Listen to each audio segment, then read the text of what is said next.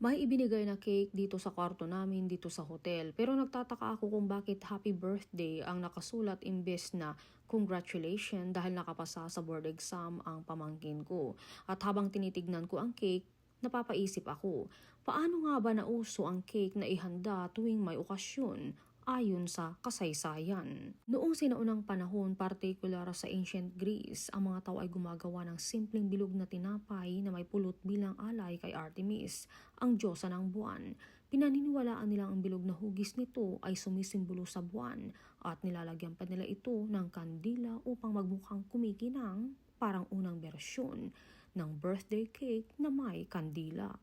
Pagdating naman sa sinaunang Roma, nagsimula silang gumawa ng cake para sa mga selebrasyon gaya ng kasal at kaarawan ng mga mayayaman.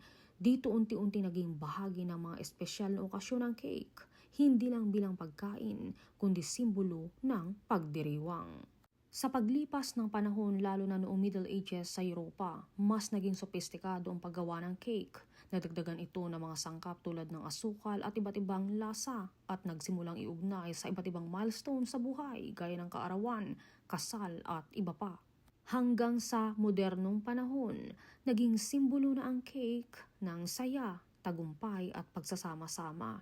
Kaya kahit birthday man o graduation o simpleng celebration lang, ang cake ang isa sa pinaka-inaabanghang bahagi ng handaan.